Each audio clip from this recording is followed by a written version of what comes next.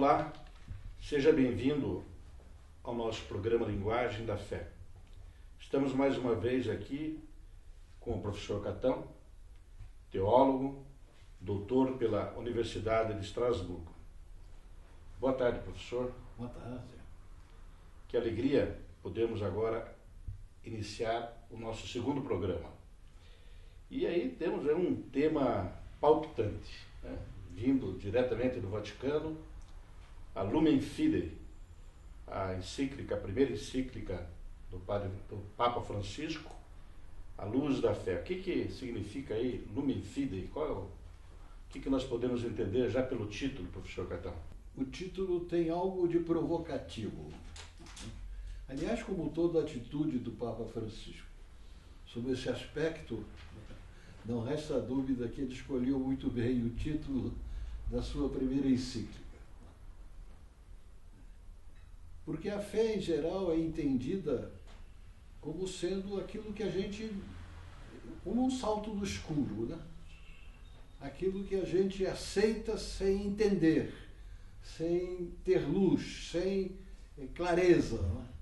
Simplesmente porque ou vem da autoridade da igreja, ou vem da palavra de Deus. Existe uma certa oposição entre a atitude daquele que crê e a atitude daquele que conhece. Então, falar da luz da fé, como em diversas passagens da Escritura, é um pouco uma provocação. E eu disse que essa encíclica ela é característica do pontificado de Francisco. Ele realmente, não só pelas palavras, mas sobretudo pelos gestos, ele causou um certo impacto, desde o momento em que ele foi eleito Papa. E esse impacto nós o sentimos de maneira muito forte aqui no Brasil, né? Há 2 semanas, quando ele aqui esteve, né? E nós notamos como essa maneira de se comunicar, quebrando os tabus, né? Contrariando as expectativas, né? Como essa maneira de se comportar teve uma repercussão muito positiva, né? Todos hoje no Brasil, todos os brasileiros, né? Têm uma grande consideração em relação ao Papa Francisco. Então, sob esse aspecto, é a luz da fé. Acendeu-se uma grande luz, né, nesse mundo, pela demonstração de fé que foi, por exemplo, as Jornadas Mundiais da Juventude. A Lumen Fidei representa realmente o pensamento de Francisco ou é uma retomada dos ensinos de Bento XVI? Não existe uma contradição entre as duas coisas. Eu acho que que a encíclica representa realmente o pensamento de Francisco, né? E posso até dizer por quê em 2 palavras. Né? Os papas, desde o século XIX, sobretudo a partir de Gregório XVI, né? Com Pio IX, Leão XIII, sobretudo, né? Fizeram da encíclica o principal instrumento do seu magistério. Basta, por exemplo, lembrarmos as encíclicas de João Paulo II, todas elas de grande importância. Assumindo o ministério de Pedro, Francisco tinha plena consciência, né? O cardeal Bergoglio tinha plena consciência da importância de uma encíclica para marcar o pontificado, né? E ele usa um rascunho que foi feito, né, pelo seu antecessor, que numa novidade única está vivo ainda, né, e faz uma encíclica, cuja redação foi feita em 4 mãos, não resta dúvida, como ele mesmo explica no número 7 dessa encíclica. Ele diz que ele aproveitou alguma coisa que o Bento XVI tinha começado. Mas ele assinou, quer dizer, ele assumiu como característica do seu pontificado fazer brilhar no mundo a luz da fé. Isso é, sem dúvida alguma, um dado muito importante para nós teólogos. Por quê? Porque nós entendemos essa encíclica e esse pontificado como sendo a proclamação da renovação da igreja começada por João 23. A igreja não se renova de um dia para o outro. Não é? Existe um grande processo histórico e é muito importante que a gente descubra a continuidade por baixo desse processo histórico. Porque quem conduz a igreja é o Espírito Santo. Você descobrir a continuidade é você descobrir o Espírito. É você tomar consciência do Espírito que conduz a igreja nesse final do século XX e nesse início do século XXI. Então é muito importante a gente entender, né, essa a raiz profunda da Lumen Fidei é a renovação conciliar.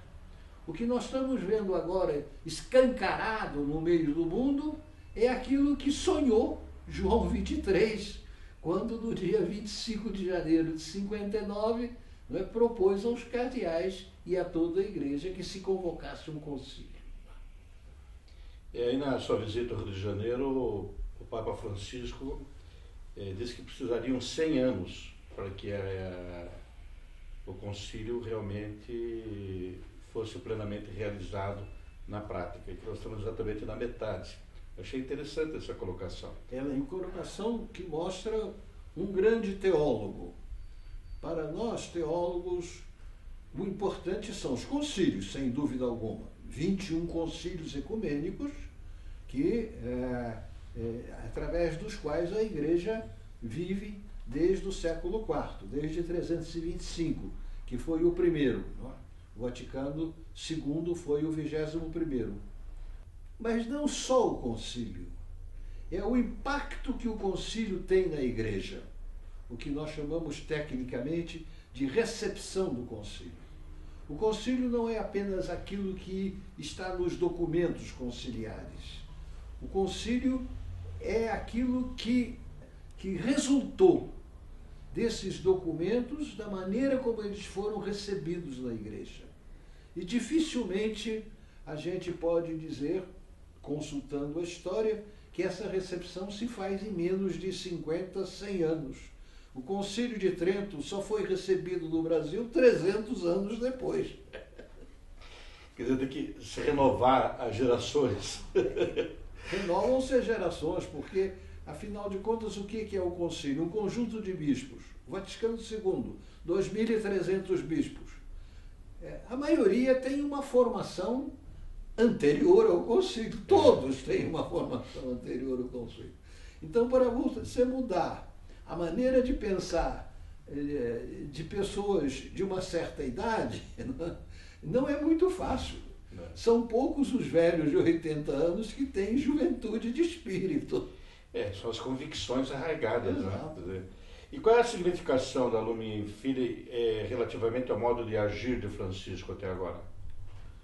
Bom, eu já comecei um pouco mostrando isso. Né? A significação, nós podemos tomar diversos pontos de vista. Eu, em geral, costumo tomar 3 pontos de vista, né, para explicar isso. Né? E o Francisco também tem a tendência a fazer tudo em 3. Eu acho que é por causa da Santíssima Trindade, não é? É a mania que a gente tem como teólogo de fazer tudo em 3. Eu acho que a primeira característica é a seguinte: para ele, antes de tudo, na igreja, o que é importante é a fé. Ele quer que nós vivamos na base da fidelidade ao Evangelho, na base da fidelidade a Jesus. A fé, tal como ele a entende, na Lumen Fidei, como sendo essa fidelidade a uma pessoa que nos é fiel, não é? Uma pessoa que é mais fiel a nós do que nós podemos ser a ele. né? A fé é esse laço de encontro pessoal entre cada um de nós e Deus, e entre cada um de nós e todos que Deus envolve no seu amor. Essa é a característica do seu ministério.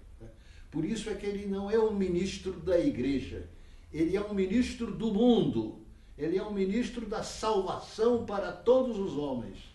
E ele acha que a igreja que se volta sobre si mesma está doente. Ele quer que a igreja seja o testemunho da fé até nas periferias existenciais da humanidade. O segundo ponto é que essa fé, ela nasce e frutifica em esperança e amor. Ele é um homem que nos recomenda de não perdermos a esperança. Por isso é que ele talvez tenha entusiasmado os jovens, é porque ele está sempre voltado para o futuro, voltado para a certeza de que Deus nos espera e que Deus quer que nós vivamos em relação a Ele, na sua amizade e no amor. Né? Porque a fé nasce do amor de Deus por nós e a fé em nós é semente da caridade, é semente de uma vida de amor. E o terceiro ponto é muito interessante, né? Na Lumen Fidei ele diz, né, que essa nossa fidelidade deve ter um sentido para o mundo. Deve ser a inspiração da nossa ação no mundo. Na igreja, isso quem dizia era Bento XVI, na Porta Fidei, muitas vezes a gente está preocupado com a maneira de ensinar, com a maneira de agir na sociedade, com a maneira de tratar os homossexuais, com a maneira de... Isso tudo é secundário. Isso tudo deve decorrer do fato de que nós vivemos do Evangelho. É fruto da nossa fé. Diante do mundo, nós devemos ser, ante tudo, cristãos. Antes de ser políticos, sermos cristãos. E essa nota ela é muito importante, né? Como a gente viu no discurso de Francisco Alcelã. Né? Ele dizia, nós utilizamos o método ver, julgar e agir, mas o nosso ver é um ver cristão. O nosso olhar para o mundo, ele é cristão na base. Nós devemos, antes de tudo, viver na fé. E quais são as grandes lições da Lumen Fidei? As grandes lições, bom, primeiro, né, a lição é que a nossa vida deve ser baseada na escuta da palavra de Deus. Se a nossa vida é comandada pela palavra de Deus, a nossa primeira atitude é de ouvir a palavra de Deus. É na oração, né? Na vida de intimidade com Jesus, que toda a nossa existência encontra o seu sentido. Maria escolheu a melhor parte e essa não lhe será tirada. Quer dizer, nós entendemos que toda ação que não nasce da oração é agitação. Isso nós temos que cultivar profundamente na nossa formação brasileira, que é uma formação muito... O que a gente pode fazer na igreja? Não. O que a gente tem que viver para ser igreja? Nós só podemos agir como cristãos se nós formos cristãos. E o ser cristão, a existência do crente, como diz ele na encíclica, é a oração. É o que caracteriza a existência do crente. Eu acho que aí são as grandes lições. A primeira grande lição, sem dúvida alguma. Quer dizer, vai iluminar. A fé vai iluminar. Então a fé, a luz da fé ilumina. Né? Se você ler com atenção a encíclica, você vê que a luz da fé tem três funções. Né? Ela ilumina, né? Ela confirma e ela anima, entusiasma. A alegria de crer, né? A alegria da esperança. Francisco insistiu muito, em todas as suas falas aqui no Brasil, ele insistiu muito nesses três aspectos. Ter os olhos abertos, né? Ter firmeza e alegria. É interessante porque reafirmando, né, as virtudes teologais, né? A fé, sim, a esperança e a sim, caridade.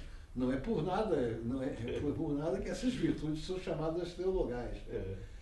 São as propriedades da nossa vida de relação pessoal com Deus. Diferente da justiça, da temperança, da força, né? Da prudência, as virtudes teologais são justamente as propriedades da nossa relação pessoal com Jesus, com o Filho de Deus encarnado. É uma síntese muito interessante, porque a fé, ela desperta a partir desse relacionamento com Deus. Primeiro é uma resposta, né? É isso que ele está dizendo. Primeiro é Deus que se apresenta a cada um de nós, quer dizer, eu não posso chegar à fé por mim próprio, né? Eu preciso da ação de Deus que me estimula. Ela é dom, dom. E ela é virtude, né? Do ponto de vista, Deus nos ama, né? E aí está a base da fé. A nossa fé é resposta ao amor de Deus, né? E esse amor de Deus, que se sugerido intimamente no nosso coração, pela ação do Espírito Santo, né? Ele gera uma vida de confiança para com Deus, que é a fé. E à medida em que nós estamos relacionados com Deus numa relação de fidelidade, né? De que a relação do homem com a mulher é o sacramento, como diz São Paulo, é a expressão, né? Mais perfeita. Na medida em que nós vivemos na intimidade com Deus, nós o conhecemos cada dia melhor e cada dia mais fundamos a nossa vida na luz e no amor que nós vivemos na relação com Deus. É interessante porque uma das críticas que se faz à fé é que ela limitaria os nossos horizontes. E é o contrário, não é? A luz da fé, ela amplia significativamente os nossos horizontes. Certamente, esse nosso diálogo aqui gerou muitas questões e nós gostaríamos, então, de conhecer o seu pensamento. Entre em contato conosco, envie suas sugestões, dê sua opinião, para que possamos, assim, dar sequência ao nosso programa de Linguagem da Fé, respondendo também aos teus anseios. Por enquanto, professor Catão, eu agradeço mais uma vez a sua presença e para você que está nos assistindo, até breve, que voltaremos com um novo programa Linguagem da Fé. Muito obrigado.